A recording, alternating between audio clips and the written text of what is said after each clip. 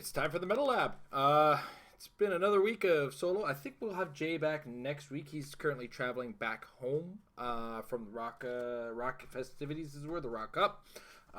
Congratulations to all the players who won tournaments, except for anybody in teams, because that's Lucas and his buddies, and they just dominated everybody. No, but seriously, good to be back for this week, and looking forward to having Jay back next week. Hopefully, Mike and Tom can get clear pretty soon around the holiday season, and kind of wrap up the year. So we're gonna kind of do things a little differently on the Metal Lab this week. I'm gonna have a bit of a channel update ahead of time, and then we're gonna follow that up with the usual Metal Lab content. But where we stand right now, we're heading into November, and we've been having a hard time more and more throughout the year trying to get some degree of edited content. And I feel like the only videos we can actively get properly edited with our schedules has been the unboxing videos that have come to us courtesy of WizKids. That said, we do have a plan going forward, starting very soon and into next year. We're gonna ramp it up. We're just gonna strictly stick to live content, because the problem isn't filming the content. The problem is making it look better after the fact. So we're gonna try to go whole hog and kind of just present it right out front for you guys. With that said, we're going to improve a lot of the tools that we're using for streaming. This is probably if this kind of bare bones thing for a talking head type show. But we're going to be using the kitchen a lot more coming soon.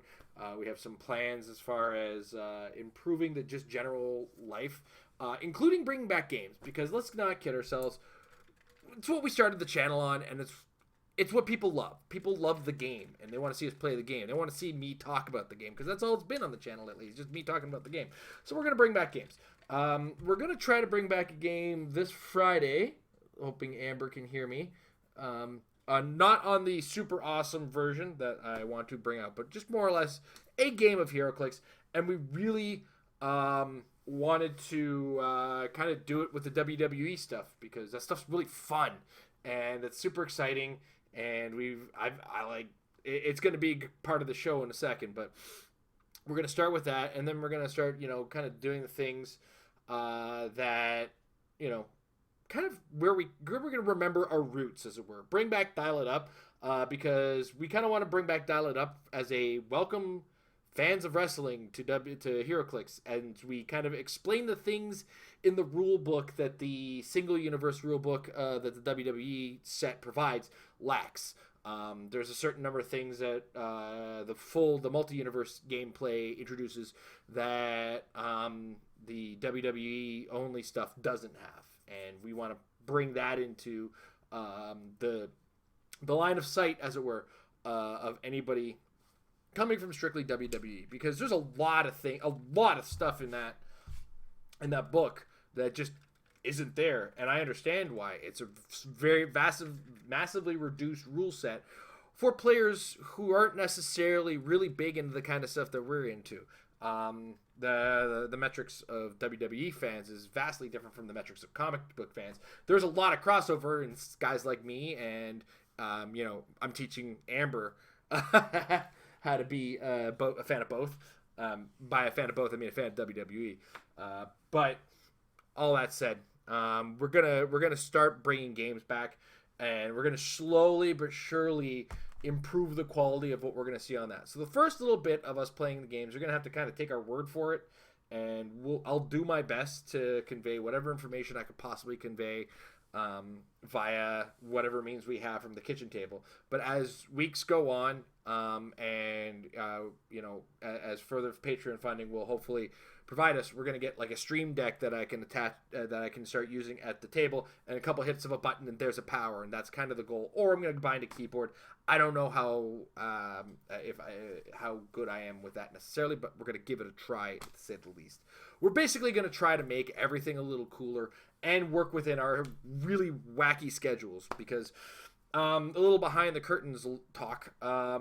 Making an edited video compared to making a live video is like a video takes, if it took me 15 minutes to film it, it's going to take me like 2 to 3 hours to edit it and add all the things that I want at the timestamps I want, as an example. And I'm in the midst of trying to edit a 40-minute video, and I've been at that for 3 weeks, because not 3 active full weeks. The time that I've been allotted within 3 weeks has been what I've been allowed to do. So that eventually there's going to be a game, Krakoa versus Krakoa on Krakoa.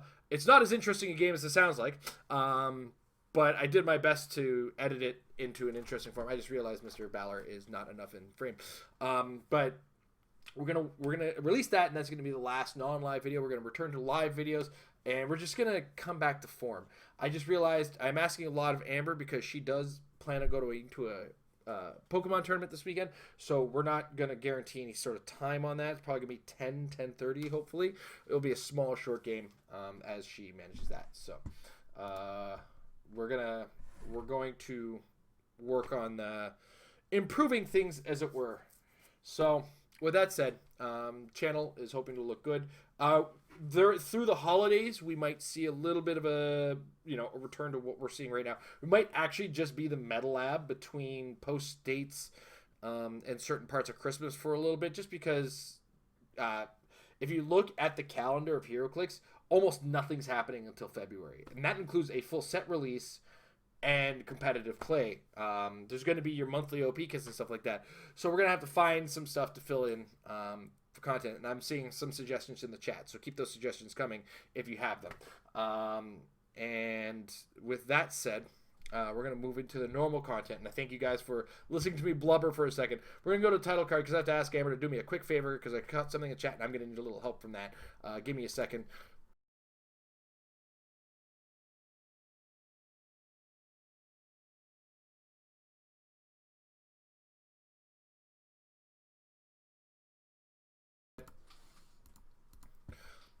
Sorry about that.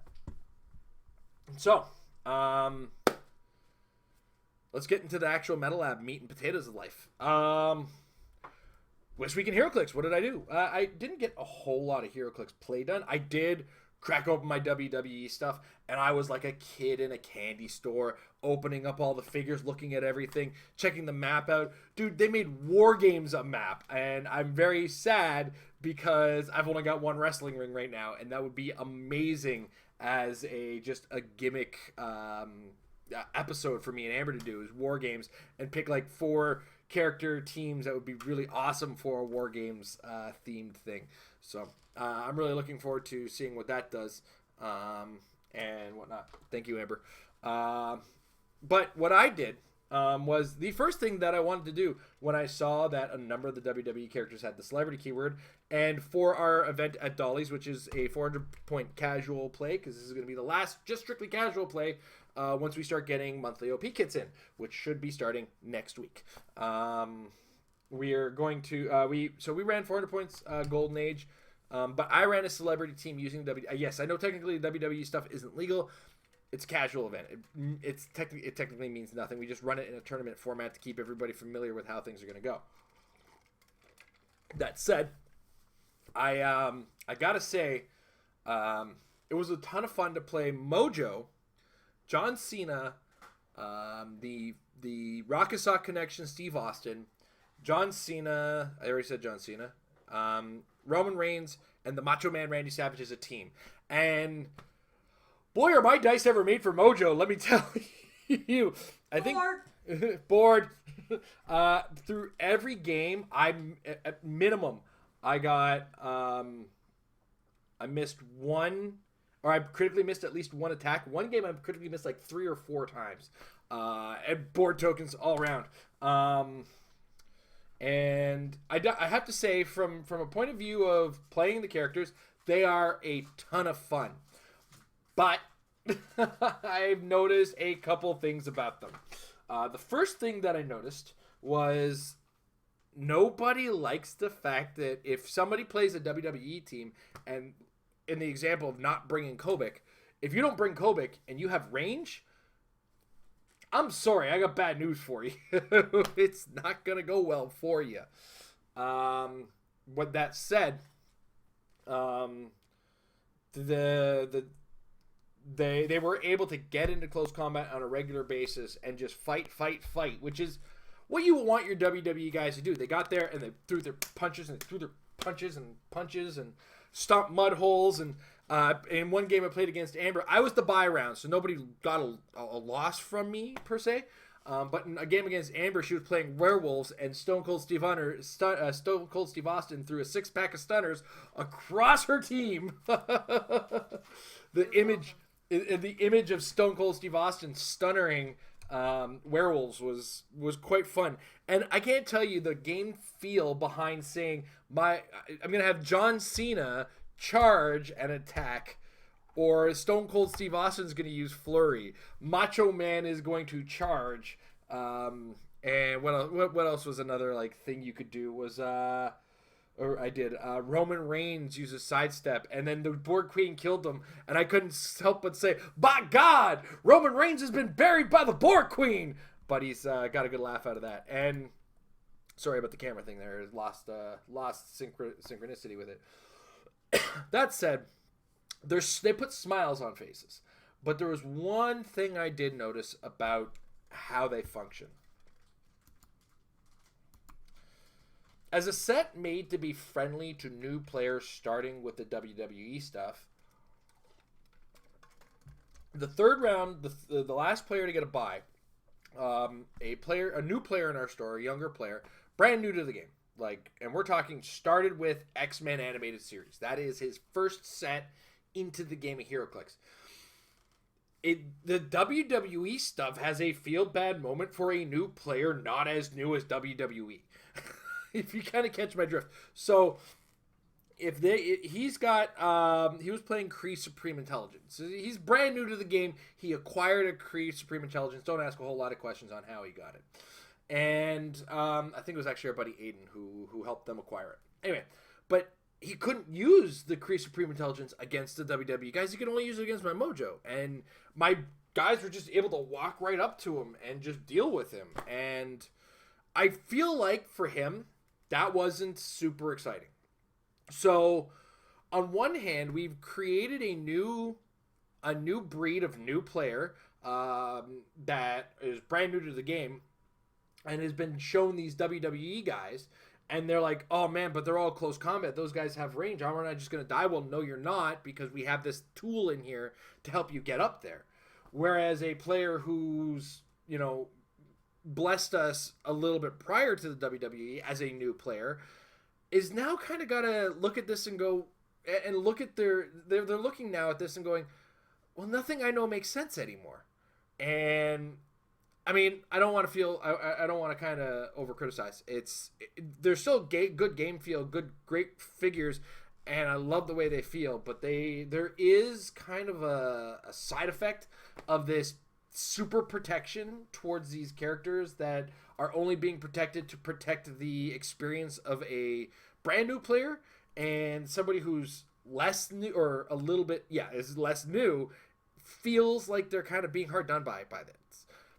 So it's a weird thing. I'm going to try my best to help this player kind of adapt to this new world of HeroClix. And I mean, this is a kid who's asked me several times, like, when are we going to start more competitive tournaments? So it's like, I love his energy. He wants to get into it. His father has been playing the same team every week, trying to learn all the tricks that his team has and learn everything he can do with it. And it's like watching two different types of players learn the game of HeroClix, and it's really inspiring to me. And this week as well, we did our best to kind of ease in these new look at the back of everybody's cards rules. For the most part, at first, nobody's doing it because a lot of the players are familiar with it. In fact, in the last game, I was trying to help the new player with a decision he was making, where he was like, okay, so I want to use Close Combat Expert and I want to use it on Mojo. And Mojo had very terrible stats he has like 16 defense on his last click. And he was on his last click. So I flipped the card over to Jack and I showed him that I've gotten vulnerable, but this is the last click that Mojo can possibly be on. And I tried to help him along to the decision of the Close Combat Expert. And he still kind of wanted to go to damage, and I was like, but you only need to do one, and I have only invulnerable. And I kind of guided him through that whole situation. Now, granted, he ended up missing the tack, which was its own feel bad moment, but it's kind of that thing I thought I was going to expect to see. Is a new player sees the back of my opponent's card, and it might be too much information too soon. And I put the big write-up on Facebook on that. So brace yourself when you're teaching a new player. Just let them work with the information that's out face fronting, and move them into the back of the opponent's cards later on in their learning experience. Just I want people to do the best that they can to teach new players how to play this game. Because I want to do a little bit of a boring thing here, and I want to look up some analytics. Oh my gosh, Jason, what are you doing? Bear with me. One of the great pieces of news that's come from the introduction of the WWE being added into the world of HeroClix is that comes with its own marketing leg, in the fact that literally everybody who's on these things, on these little figures, is actually like a celebrity. A number of people own them or know them. And specifically in the realm of Up, Up, Down, Down, which is a gaming YouTube run by professional wrestler Xavier Woods. I might be saying words to some people. Bear with me on that one as well. But this is their YouTube channel, Up, Up, Down, Down, primarily a video game focused one. But they did two videos, or they've created two videos, rather, made two videos based around WWE HeroClix. The first one was their Superstar Draft, which Xavier Woods performed with Tyler Breeze. And they drafted figures one by one, kind of like the Superstar Draft for those of you familiar with pro wrestling. If you're not, I'm saying words that mean nothing to you. But him and Tyler Breeze played the SmackDown video games general manager mode with each other a lot. And as a result, this was kind of perfectly suited for them. And 65,000 people have watched this video. I dream of those kind of subscribers and numbers. And then the next video where they're playing it, it's an hour long of them playing the game. It's got 33,000 views. Not as many, but at the same time, it's still a lot of people who've now been exposed to HeroClix.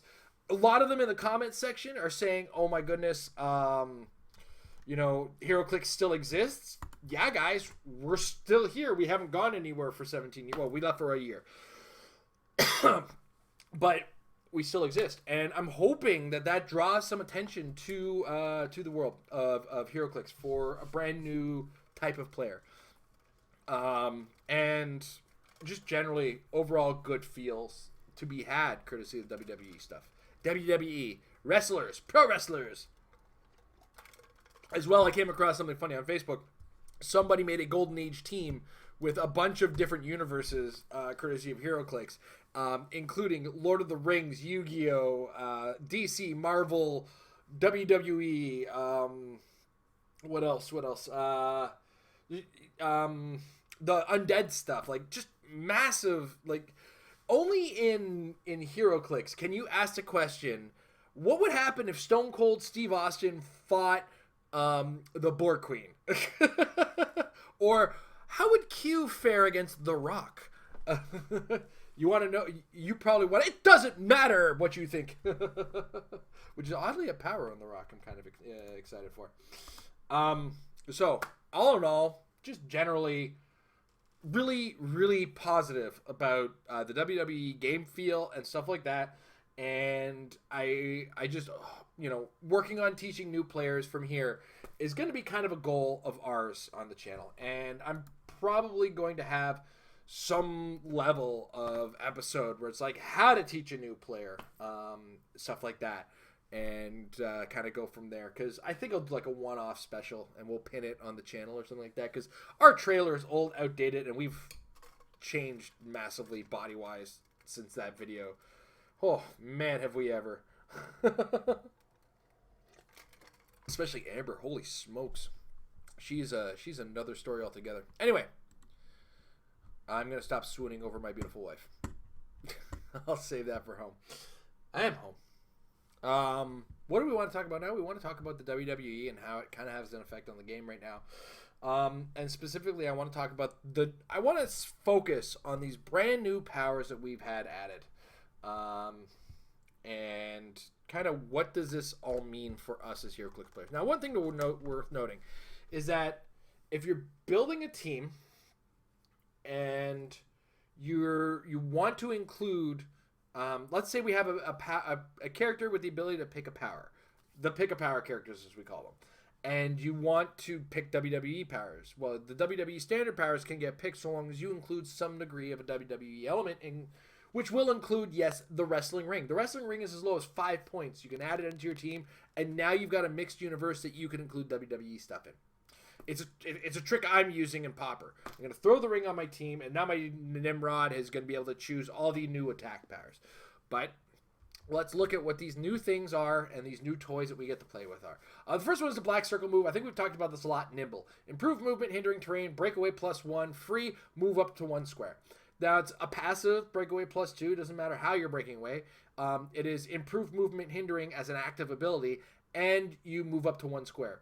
It's sidestep on drugs, and that's kind of cool. And that's going to be the black circle power that you see on the movement on some of these characters. The brown circle is lightning speed. It's a power action. It's a power, improved movement, ignore characters, move up to 3 squares, and then make a close attack, then move up to 2 squares. So it's like hypersonic, but a little better, but shorter in the range. You are very limited in lightning speed, and it's got to kind of keep it tight. Think of it as a hypersonic with 5 movement. Then we have Flying Leap in the orange circle, almost as though it's laughing at Leap Climb. Power, improve movement, ignore hindering and characters. Move up to 3 squares, then make a close attack, modifying attack +1. If this character started adjacent to 2+ ropes, also modify damage +1. Ropes references being adjacent to ropes are printed blocking or printed hindering terrain. So when they say ropes +2, you have to be adjacent to 2 printed hindering terrain to printed blocking terrain. I believe, I have to double check, so don't overquote me on this one. The rule may be that you can't include diagonal ropes. I'm not 100% sure on that one. They may have to be flush adjacent to you, which is how I have been playing it. So, be aware of that. And Amber is on my side on that one. So, the next power is the purple circle slingshot, which is kind of like Force Blast, but this is one of those things. They've kind of linked to a certain degree, with the exception of Nimble. They've linked powers in color to powers that you'll find to be very similar once you get into the full rules of HeroClix. I kind of like that they've done that. The only exception, I think, is Nimble and Reversal, which we'll talk about in a minute, and possibly Stun, but we'll talk about Stun and its other thing later. Slingshot gives the character who's got it knockback, but you may choose the direction and can knock back characters that can use charge and combat reflexes. This is important. This comes up a lot, is if you have Slingshot as a power, you can now give knockback characters with charge or combat reflexes. And if you think about the grand scale of where that stands in the world, I want you to understand that now if I, let's say, give Unimind Slingshot, I can shoot a dude, knock him back in whatever direction I choose, because this knockback is not strictly for close combat attacks, even though it is initially idealized as for close combat attacks because it came with WWE guys. But I choose my knockback direction, and I knock back a guy with charge or combat reflex. He got combat reflex, I'm going to shoot you, and I have Slingshot. You're going that way into the wall. Enjoy. So, just generally really cool power when you take it out of WWE. Even within WWE, it's really kind of thematic. I feel like it should be called the Irish Whip, but that's my wrestling nerd in me. The other half of this is free. Make a close attack targeting an adjacent character that this character knocked back this turn. So if, as well, let's imagine our scenario where we have the Unimind again. If we've given him Slingshot, I'm going to knock you back to me, and you get to me, I now get a chance to get a free close combat attack. So, thinking in the extended world, but thinking in the general world, it's, if you I slingshot you into these 2 ropes over here, and now I can make a free attack with my guy. So, I think it's a really neat set, a neat power that has some really exact wording that may or may not come into a situation quite a few times. Just kind of pay attention to it and watch where it's going. Just in tight, Amber. Next up, on the attack slot, we have brown circle, which is...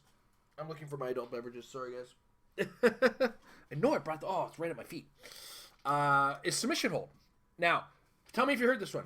Free. If this character hasn't been moved or placed this turn, deal 1 damage to target adjacent opposing character. So it doesn't say all adjacent characters, but we know what power this is like. It's like poison. The only difference is you can only choose 1 target, and then the second half, both characters gain immobile until your next turn, which means the character that used submission hold and the character that was targeted by submission hold will not be able to be moved or placed, which is fine if you think about the situation you've just created. I have submission hold. You don't have submission hold. I do a little damage with you with submission hold. Your next goal is to get away, but you can't because now you're immobile. So overall, I think submission hold is probably one of my personal favorite powers. Also consider the idea, if you're playing multi-universe, remake a ring on a character with submission hold. I poison, and then I submission hold. Stick around for a while. You're not going to like the next couple turns. All right, next up, on the dark green circle, on the attack slot, reversal. Adjacent opposing characters have breakaway -2. So it's like plasticity on your attack slot. Now, also note, reversal is going to... I'm going to be putting Galactus in, like, ankle locks until he just gives. Tap, tap, I'm not gonna tap! Oh, man, can you imagine Galactus tapping out? Anyway, so... It's kind of like plasticity, and also note that it stacks with plasticity. So if somebody does have a +2 to breakaway, given something like, say, nimble, and you have plasticity and reversal on the same click, stick around for a while, buddy. You're going to need a 6 on that. Because these two are 2 separate instances of powers, and they will stack with each other. And then the second half is free. If this character has been given no actions, or only a move action this turn, make a close attack targeting a character that missed this character or failed to break away from this character since your last turn. Now, there's a lot going on here, and let's kind of break it down. So the first half of that is, you're adjacent to me, you made an attack against me last turn, I have reversal, you missed. Or I super sensed away, because that's also a miss. I can now make an attack as a free action. Or, you shot at me, you missed, or I super sensed it away. Now, I can move to you, full movement, and then make a close attack against you. One of the instances I've already actually used in practice is I have put my Nimrod in the wrestling ring. My opponent has missed an attack against my Nimrod, not with me rolling out, but actually actively missing. Either or is a way of kind of getting around it. Then the next turn I choose reversal, I walk to you, and I can now make a close attack. I think in this case it was an onslaught. That's why I actually walked to him. In most cases I probably wouldn't, but I would probably just shoot him back. But either way, that's what it all came down to. Reversal is a very versatile power that I think is going to catch a lot of people off guard if you're not paying attention to it. Next up is the purple circle, stun. This is on attack. Purple in the attack slot in the normal game is usually smoke cloud. Vastly different in this case. But stun, when this character hits 1 or more characters, a hit character modifies attack and damage -1 until your next turn. That one's a little vaguely worded. I believe you're going to choose the one who's going to get -1 attack, -1 damage as the active user of his power. I don't see why it wouldn't go that way, but we'll probably ask the win on that one. But think about that just grand scale.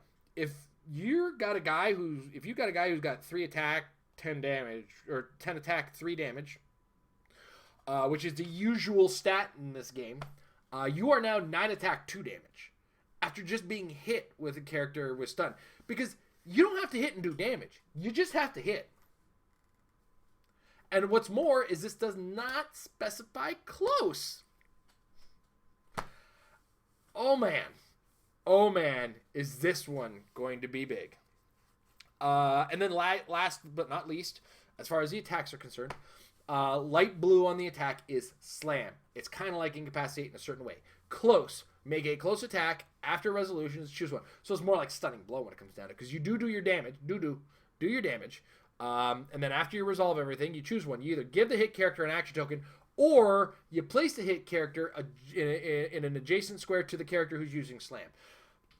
Which, if you think about big scale, what can we do with this? Well, I can put you in range of a shot if necessary with, say, a colossal, because that's, you got to think of the reach on this power on a colossal, like Nimrod, let's say. Oh, you're within 3 squares of me? Okay, I'm going to use slam. I'm going to shoot you, and now I've effectively moved you up to 5 squares away from where you were, because you have a 3 square reach and I have a 2 square base, right? So the distance on that is huge. 2 squares even is enough to, it's like a forced sidestep on an opponent who might not want to be sidestepped to where you're going to sidestep him to, which could be a stealth character now moved out of stealth. Because we all know how much characters with stealth love getting shot, right, guys? All right, so that said, we have a couple other things we have to kind of address. The WWE abilities that come with the team ability include bounce, WWE rules, grand entrance as things. Yes, I am slamming Galactuses for days. Come at me, bro. So bounce is the only way you can get ropes. So just as an example, if you do have a pick of power and you want to use flying leap, unfortunately, you're not going to get the ropes because you don't have bounce. It's kind of a weird interaction if you think about it, but it's a very safe interaction, because let me tell you, there's a lot of characters in the Marvel world that I don't want getting this power and whatnot. So bounce is really like, bounce. This character treats print hindering terrain and print blocking terrain as ropes. So, yeah. Brace yourself. Pin. Now this one's an interesting one because this leads to some really weird interactions. Free. Choose an adjacent opposing character that's on a blue click number, and that is character hit, and that this character hit with their signature move this turn. You both roll a d6. If your result is higher, deal the character 1 penetrating damage and repeat this process. If your opponent rolls a 6, kick out. That character heals 1 click. Now, there's an important interaction to be aware of on this one. WWE characters have 3 blue clicks. If that's not awesome theming in a game, I don't know what is. And for those of you who don't know, 1, 2, 3, you're out. Now, here's where interactions get weird. This just specifies a blue click number. And think about all the characters that have blue click numbers that might not necessarily be built with the WWE in mind. I go back in time and I think of a character who's built like, say, the Power Man and Iron Fist, where it's like, turn this dial to another click on a blue click number. If you are thinking of moving a character to a blue click number and you see a WWE character with 1 action token close to this guy, you need to get your life checked. Because you're about to get pinned. Oh, okay. Yeah, just generally really cool. The other part of the WWE team ability is the WWE rules, which states this character can't be the target of range attacks or outwit if they're on click number 1. Now notice, this doesn't say protected outwit. So this is protected from protector. Because they said it can't be the target of range attacks or outwit. And what guys like Protector and I believe it's also Thanos say is they lose protected outwit. And I think it's also Moriarty. Let me double check that too, because I got Moriarty right here. I was recently looking at him. Outwit perplex when he uses it either to target a character can't use team ability. Oh no, can't be used team ability. So that would, the Moriarty only came up specifically with Power Cosmic then. But that said, you perplex somebody with that, they're gonna lose this. Oh my God, Professor Moriarty is about to become a really good wrestler. Where was I? Anyway, so protected from Protector and Thanos shenanigans in this case because they don't have protected outwit.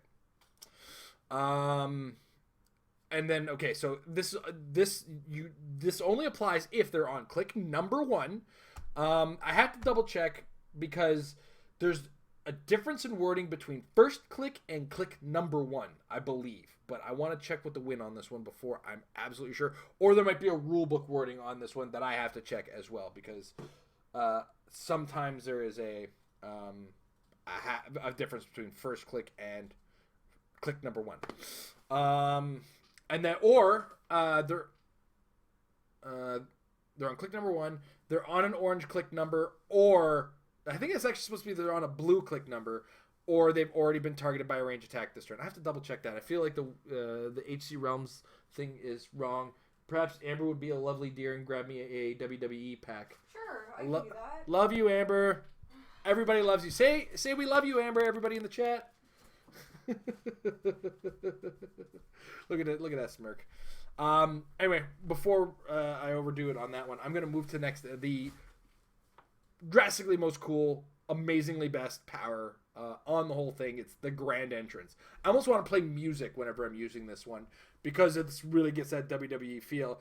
During your first turn, if this character is in your starting area, they have free move. So now, granted, this only during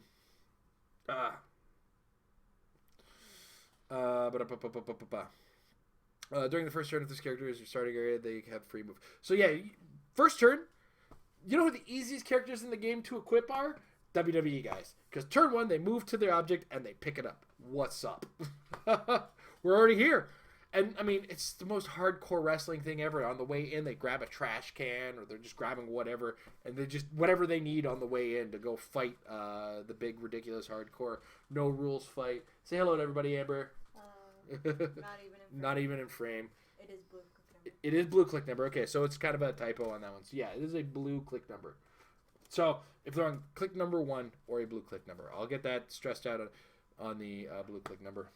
Could be worth asking for the weird Kobik team ability swap in the Elders of the Universe click number 0. Yeah, that could be weird. That could be really weird when it comes down to it. Because click number 0 is not click number 1. It is their first click. And it's not even really their first click. You heal onto click 0 from the, I don't know. It's a lot of weird specific wording about that. Anyway, so all of this stuff is really cool when it added to the characters that we have. And if you check in the HC Realms, they're actually starting to get a lot of the wrestlers into the unit section. I'm probably going to go over the wrestlers in depth this Wednesday. I'm going to try to do Into the Mind of Madness. It's going to be one of the second last episode before we do before we are already doing Pauper States. So, but that said, those are just the new rules and the new stuff. And really, that new stuff is part of the new package for a new player coming from WWE. And so a WWE only player is going to come in, bang on, ready to go on this one. We are actually going to have a harder problem with it, given that it's a brand new thing. So it's a new thing added to our already fat library, and I just dumped soda all over. Amber, could you grab me some paper towel? She's being a dear right now because I'm a hot mess trying to talk about things, and I'm spilling now all over electronics. Oh, thank goodness it didn't get too badly in one particular piece of electronics that's beside my desk. I got to be very careful about cleaning this now. Oh, thank God for that part. All right, sorry about that. I'm the worst today. I'm absolutely the worst. Sorry, guys. So anyway, next thing we want to talk about is Pauper and how it's just coming around the corner, and how we've kind of looked at this and taken for granted how really cool it is as a format, and how it's just I'm seeing a weird dichotomy in the HeroClix community on it. It's super new player friendly because, guys, don't kid yourself and don't lie to me. We all just give our commons and uncommons to new players, right? They're an essential part of learning the game. They're an essential part of playing the game, and they're an essential part of casual play. Commons and uncommons do kind of fill up those theme teams that we're looking to make in the grand scheme of things. But And we all look at this and go, this is so new player friendly. This is so for the players who don't have any money. Is it weird that I am hearing more new players saying, I just want to play with all my stuff, man? Like, is anybody else kind of running into that? I don't know. I'm trying to open up a conversation because usually the Meta Lab, this is kind of what I do is I open up a conversation and I have other people to talk to me about it. So I kind of press it upon chat. Is anybody running into the same discussion as I am? Now, don't get me wrong. I love the limitations that Pauper has. But at the same time, I also know a number of players locally who are very similar to myself, who are what we'll call them team hipsters, or again, depending on their success level, either weirdos or innovators. That's an article I'm actually planning on writing for Majestic, speaking of which. I've recently released one on a team that is very Jason, very modern, very not Pauper, and it seemed like a lot of fun when I played it in a much different environment, and I want to kind of expand upon it, as it were. But, I don't know. I am, without a shadow of a doubt, hyped for Pauper because I love this type of format. I would play in this type of format at a local event anytime. I think my challenge upon it is I feel like this is too much too soon for such an interesting and yet, in the grand scale of it, truly untested format. Now, I'm not saying there's something I'm not dumping on the format. I love it. Do not get me wrong. But as a competitive format, it's been a bit of a challenge, and it's been hard to keep the collective consciousness upon it. I'm already starting to see a lot of people saying, "Can't wait till this Pauper stuff is done," because this is in the game that it was originated in the Magic world. It's kind of this fringe group of people that either are like myself, go to a Grand Prix and only play top Pauper and sealed or limited format events, or for like a few evangelicals or guys who dump out of the Grand Prix or like whatever, I got a stack of cards that I keep as a Pauper deck aside, whatever, just in case I lose at a Grand Prix. And I feel like that's kind of where this format should really sit, and that kind of format should sit. I don't think it should be a major decider, but subsequently, because HeroClix is keeping it modern, it does also have its place in the game. So I'm so stricken by it. It's or I'm so not stricken, but I'm split by it. Like one half of me is like, oh, I mean, like it's a format that is really cool. But is it is it really worth this big of a tournament for it? But at the same time, I kind of turn around and go, well, because we're keeping it modern, it takes away the claim of money, etc. And I do challenge anybody who says this game's about money. If somebody you see wins regular tournaments, wins this event, are you going to say, well, it's just because they had money? It's all commons and uncommons, right? Now, granted, they're going to say, oh, look, he had a $10 WWE figure on his team, or, he's got $40 worth of WWE figures on his team. Well, okay, then, yeah, you're going to gripe. But for me, going into possibly, not likely, actually not at this point, 2 states. I was considering New York and Ontario, but New York seems to be drifting away. If you're in the GTA and considering going to New York States, holler at me. I will jump in with some gas money, etc. Buy lunch, whatever, to jump in your vehicle. But anyway, I was also looking at and going silly in one tournament and more serious for my own state, province, as it were. I don't know. I feel like I'm having a conversation with myself. I don't. I'm kind of letting it all out. Like, these are the thought processes that have been going around the Pauper format.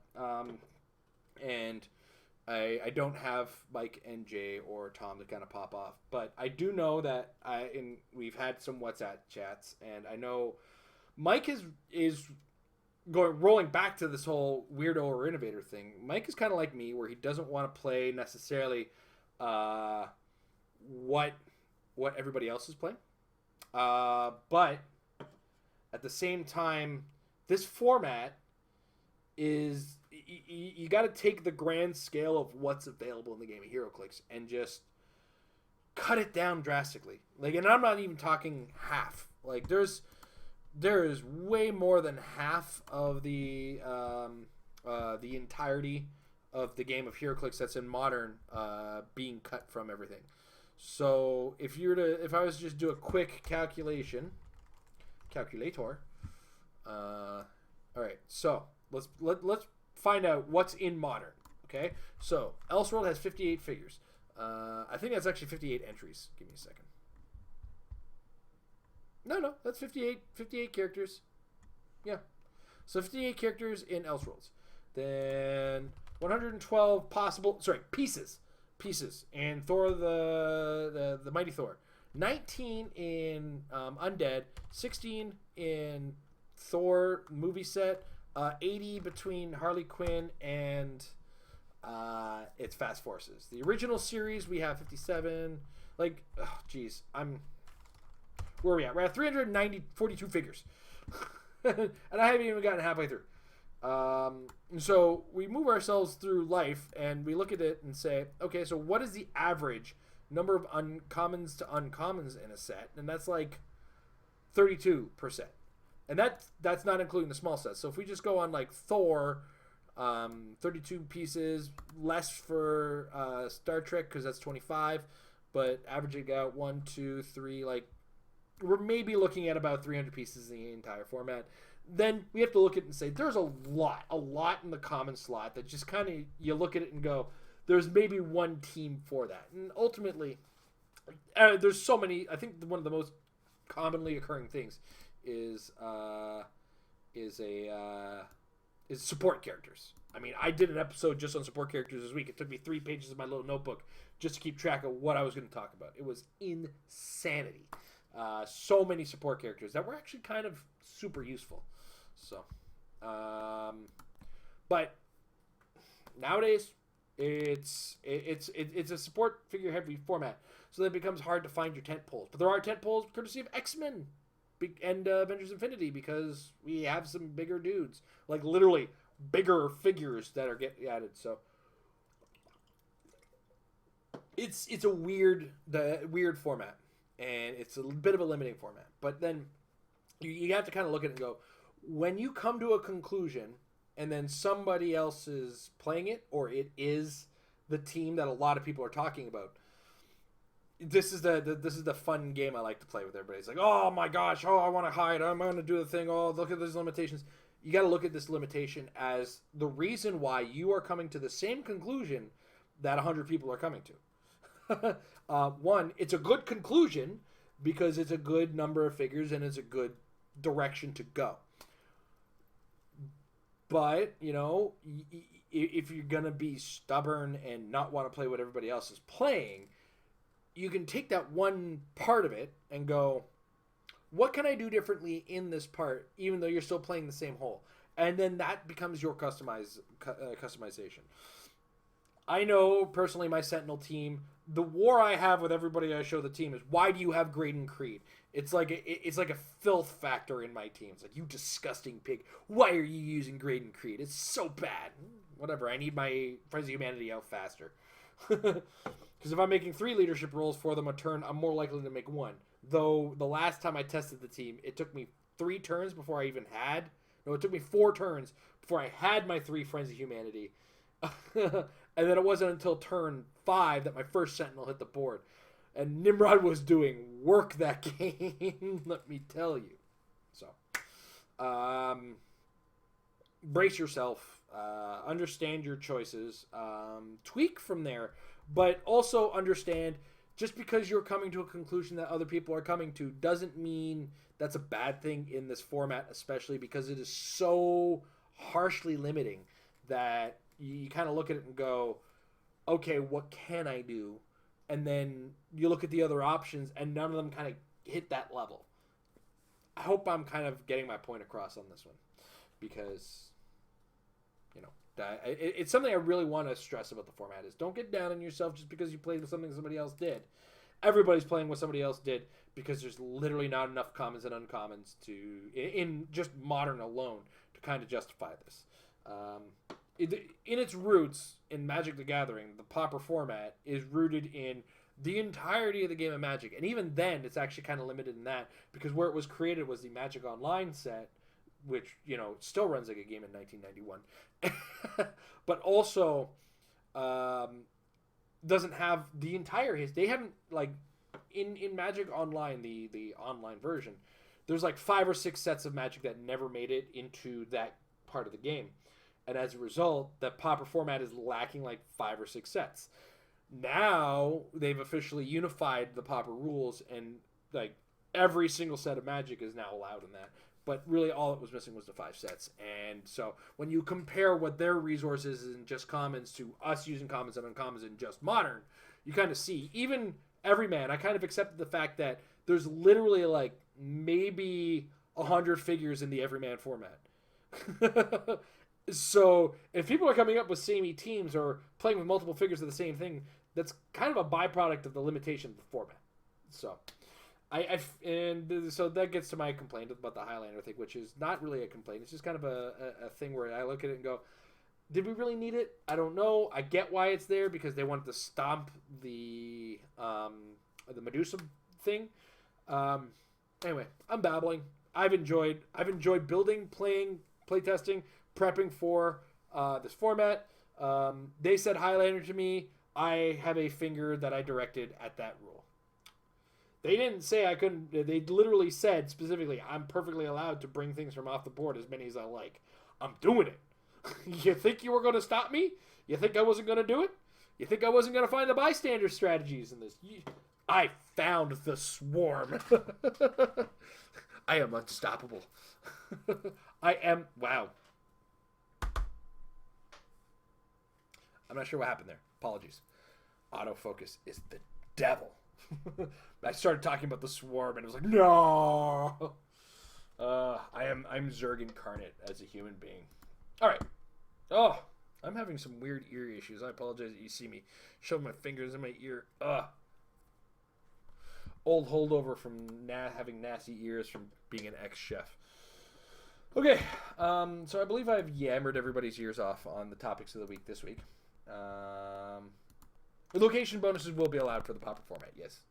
I kind of caught that in the chat, and that was topical to the conversation. So, that said, I want to send a special thanks to our patrons over at patreon.com/marriedwithclicks, because you guys are really going to be a pivotal part in how we move forward with our new approach to live content.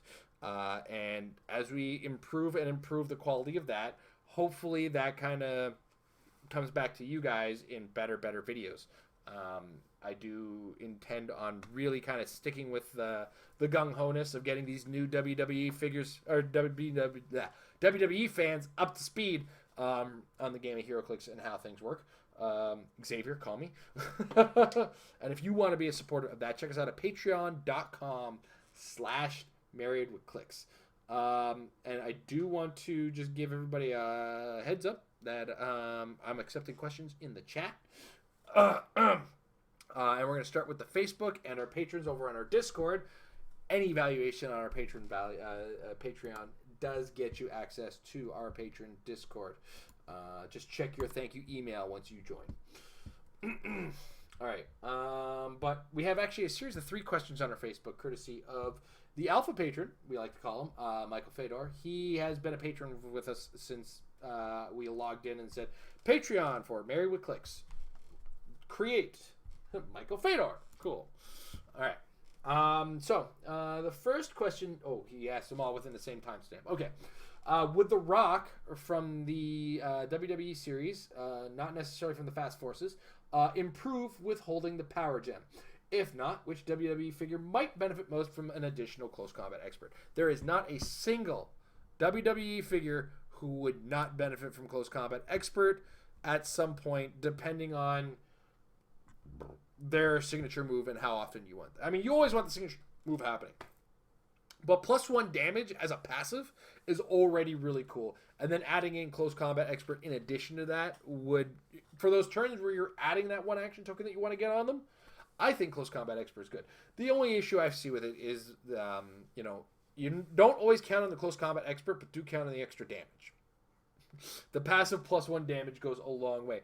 And, I mean, if I was going to choose somebody better, Viva la Raza, Eddie Guerrero.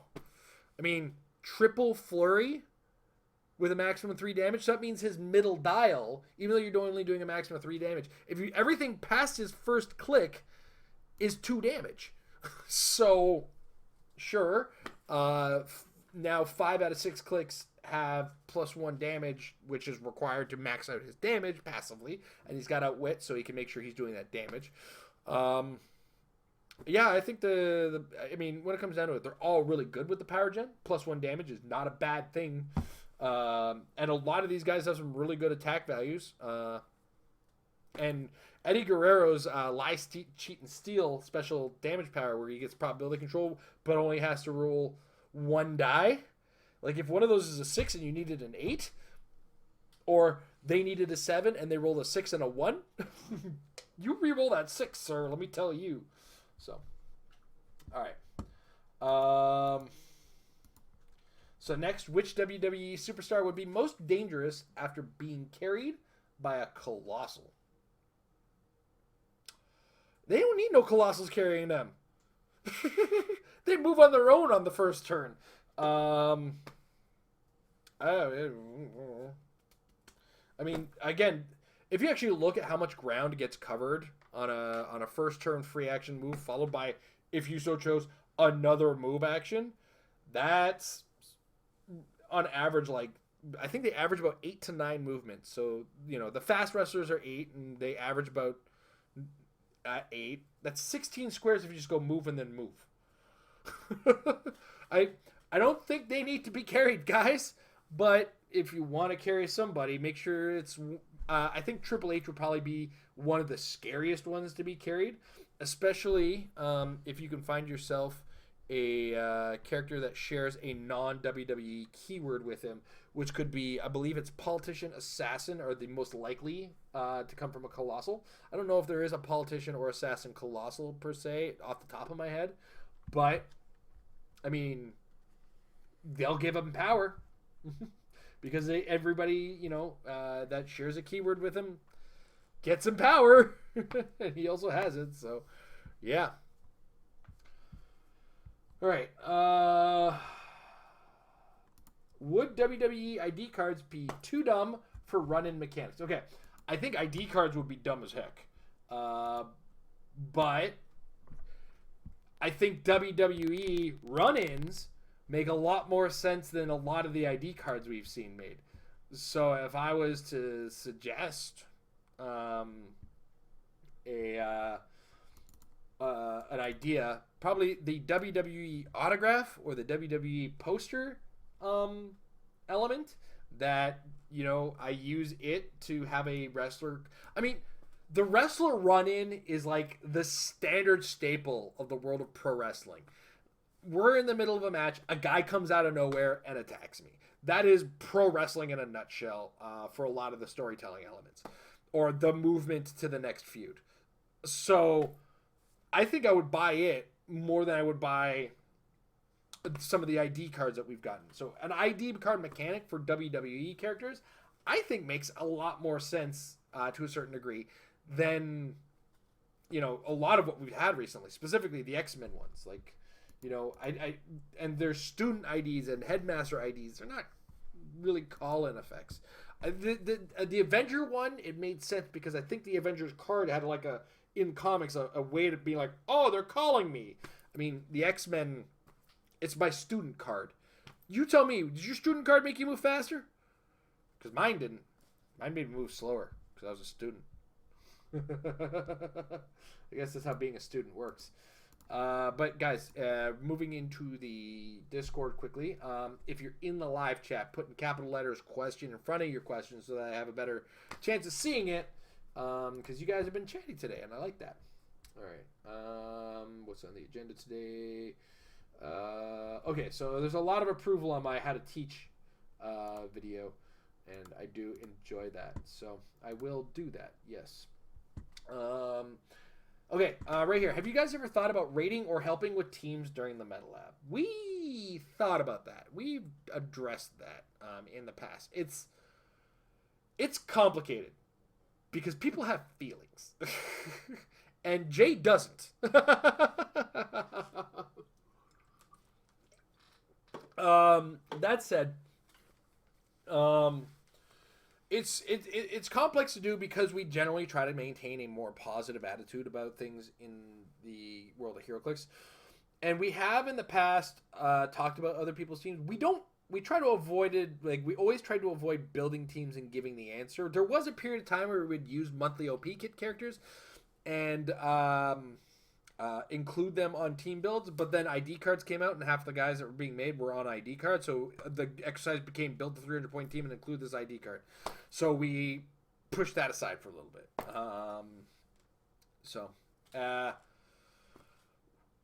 As far as rating other people's teams, it's hard to do with such a weird, eclectic taste of guys because I want to get this put into a t-shirt or a sweatshirt.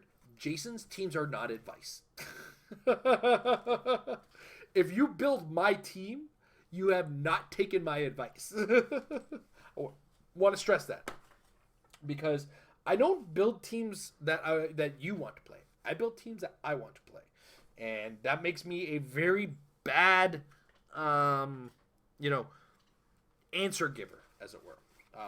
And other people will tell you that. That's fine. I play weird stuff all the time, and I do get help from people who will, add that little taste of damage to it. But for the most part, I can tell you, a lot of people look at my stuff and go, huh? I go back to when Canadian Nationals had my highest placement was top 3 once. And my team was the Shifting Focus Superman. What was it?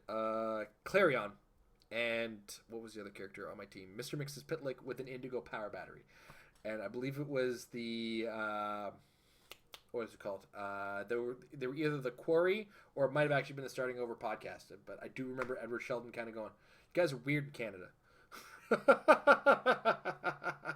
I mean, we didn't win at the time, so he wasn't wrong. So anyway, going back to the actual question is rating and helping with teams during the Meta Lab. It's hard because if we open that door, then our entire show becomes rating and helping people with their teams. And I feel like our approach to that sort of topic in the channel has always been to give you the tools to think and not to give you the crib sheet. So, like, if you give us our team and then we'll kind of look at it and, it's hard for me to kind of give you the answer when I've built this channel around giving you the thought process and the thinking and the direction in which to go, which was always our old show, The Metafix, which I'm probably going to bring back into a live format and replace into the Mind of Madness. But that's always been our goal, is instead of saying, this is what you should do, being like, why are you doing that? And what do you think you could do better with that? And that's always been the approach. So it's hard because as much as we would like to help everybody build their teams and, do as well as they possibly can, I feel like the way we do it is, I think, more important. Or, you could call me a filthy liar and full of crap. I'll believe either one. All right, next up, Happy Little HeroClix. Washing dishes seems to be popular on Facebook. It is. I love Aries washing dishes. It's one of my favorite things as far as HeroClix content is concerned. Watching Aries do his dishes and talk occasionally about HeroClix and complain about people who don't know etiquette about trading threads on Facebook. It's pretty simple, guys. If you don't like the price, you talk to the person directly and offer them a different price with your proof. You don't sit there in the comments yelling at them. It's simple stuff, guys. But Aries, is so entertaining when he does it. It's not a type of entertainment we do, and that's the thing. I want to stress this very, very clearly. Our channel has gone in a direction from, if you go from video 1 to where we are now, there was like a Disney shift somewhere. I don't know what, like, we just kind of naturally stopped doing more adult content. We stopped swearing, we stopped yelling at each other and stuff like that, because for one, we did want to attract WizKids' attention, and two, we found out kids started watching, so we had to kind of behave ourselves. So, all right. Next, Ricky Yell. The ring. Only the player that pays for it gets the re-rolls, correct? I do believe that is actually not correct. And I had Amber bring down the ring card earlier just to be absolutely sure. Uh-oh. Man. Oh, I hate doing this. Okay. Anyway. So.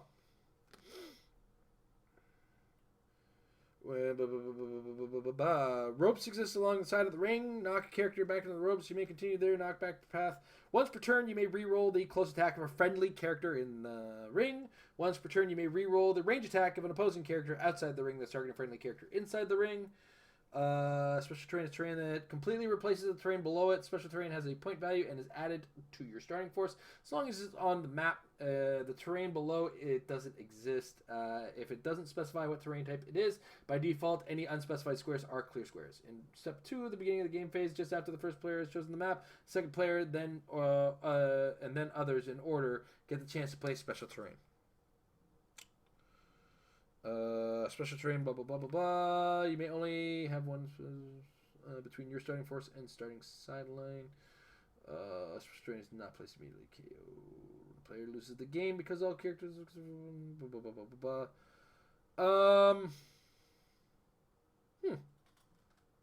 I believe that everybody in the ring gets to take advantage of the ring, even though it does specify a friendly character. But I believe that works for the way it's described is kind of like each player reads this as is for a character who's in there. So there might be another question. The Win might need a couple questions about this WWE stuff. Let me double check to see if because the Win just popped up a bunch of rulings. Let's see. I do believe it's both players that get to read that and use it as such, but I am often wrong about things, especially when it comes to rulings. So, rules guidelines is not rules postings. Okay, they haven't covered WWE stuff yet. All right, so that's probably going to need a bit of a clarification. I understand why you're confused, though, because it does say specifically, once per turn, you may re-roll the close attack of a friendly character in the ring. But I do believe that is talking to both characters as far as special terrain is concerned.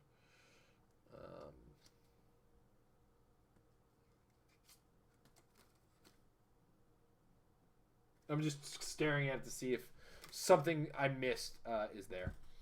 Was that just the Finn Balor heel turn? No. That was the Finn Balor heel turn was amazing. I can't wait to see the return of the Prince, as it were. Yes, location bonuses are allowed. Hey, Aries, how you doing? He's popped in the chat while I was looking back into the top of the chat. It's good to see you, buddy. You see, and that's to kind of answer Lex there. How could it be friendly to their force if it's on my force? I do believe that the terrain, special terrain, in a lot of cases speaks to everybody, not necessarily just the player who paid for it. But this could possibly be a situation that needs some clarification. I mean, when it comes down to it, a lot of players kind of have to deal with this. And it specifies that you can use a constellation effect. Huh. Because what you have to understand is it says ropes exist along the edge of the ring, right? And you know what? Now ignore that train of thought. We'll post it to the Win. And I do want everybody to understand, when I was playing with Scott D'Agostino on the camera, we were playing it with both of us being able to use the ring's effect. So I believe it's kind of like the boxing ring in that sense. Where's the boxing ring? That's actually probably a good basis of comparison because that works for everybody. So maybe that is a good descriptor and a good changer. Oh nope, that uses the vague characters in this, so that's a bad example. Because it says characters that occupy characters in the ring modify their attack by +1 when making close attacks. Whereas this one says specifically, once per turn, you may reroll the close attack of a friendly character in the ring. It's hard because I feel like it is supposed to be blanketed for everybody in the ring, but it could be the way it's worded could complicate that as well, which makes it even more complicated. 2 different players bringing the ring, and you guys are playing war games. So based on the assumption in past, I would say yes, but it's not an official ruling. I am not an official judge in this capacity for making a ruling as far as this is concerned. Why do I feel like this looks weird? It's because Finn is supposed to be here. There he goes. So.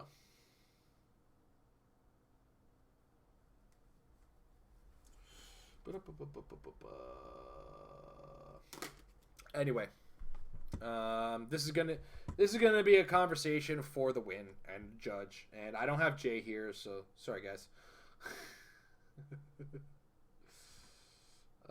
Yeah, no, the opposing player is not gonna get consolation. Consolation is if you were the one who paid for it and it didn't happen. But again, this is a weird one because they've never worded special terrain necessarily in this way, I don't believe, because if we go back to the other special terrain we've had, we've all started a massive conversation, and I'm working at the speed of chat and kind of catching things at the last second there. So let's work our way back and see what's another good piece of special terrain that might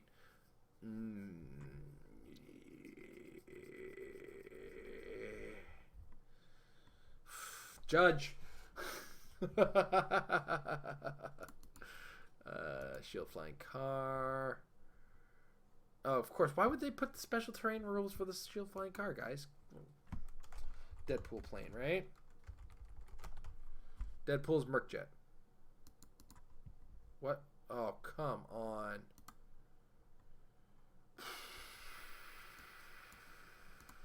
Sorry, guys. This is gotta be riveting because we're all trying to figure our way out through rulings. Because, all right. Oh, here it is. Terrain dial, because they don't name it the actual thing. Special terrain effects. When this click is revealed, counts as hindering terrain. Characters and adjacent. Nope, they use the same vague characters wording for every other piece of special terrain, and this is the first time where they said, once per turn, you may reroll the range attack of an opposing character outside of the ring. And therefore, they have created a level of confusion. Aries just spoke with the WizKids judge. Player who paid for it gets to use the effect only. Oh, that's busted. And that's confusing now, because now... oh, boy. All right, cool. So there we go, guys. WizKids judge. But then again, WizKids judges, they are what they are. I saw your answer, Aries. Calm yourself down. Just remember, Aries, I get your chat, like, later. There's a delay on it. So, yours showed up at the same time that I read it, and then you know, you're giving me too much time here to... Jeez Louise, this isn't Facebook chat. But yeah, I feel like, you know, they did what they did. And only the person... So you got to find a way to make sure you mark which ring is yours, guys, when you bring them to Pauper events. Because they're going to be Pauper legal because they're in the starter set. Unless they've kind of taken that back. Because Pauper has these nice, quiet place to put up their rulings. I'm going to double check that now because I've been saying you can use this in Pauper the whole time because it's in a fast force, but who knows? Because they've also said all the WWE stuff's going to be allowed in there. This is riveting content, I'm sure.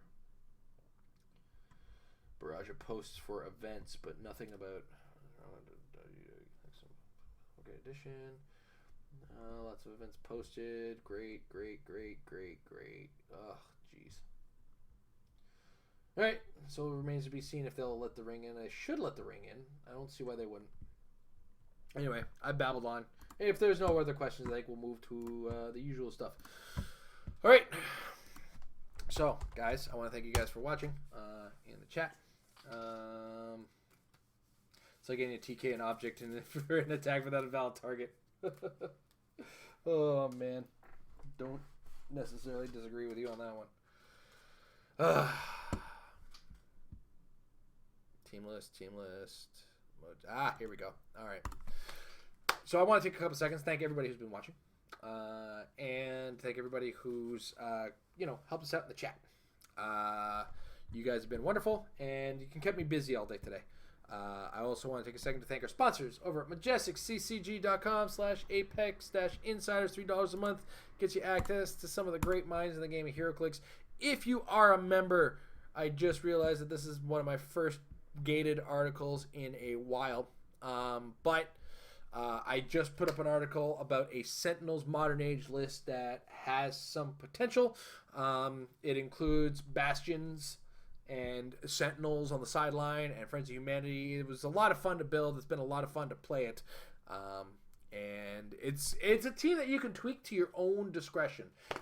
But if you want access to that, check out majesticccg.com/apex-insiders. $3 a month. Get some brain dumps from some crazy people like me and some really good players in the game, such as Tyler Spees and a few others. Dustin Cedars and PJ Bolin. All really good players in the game of HeroClix and me. Without further ado, I also want to thank our patrons over patreon.com/MadeWithClix. You guys help keep the channel going. You're going to help make the channel even better as we make our move to full-blown live content, even though that's all we've been making lately. We're going to make more live content and go back to our roots. We're just going to stop recording it and just give it to you piecemeal. So that said, thank you. If you guys are really getting into the popper stuff, getting into the WWE stuff, go grab some of those figures, pop on the table, and get some practice in, because practice will make your team better. Have a good night, everybody.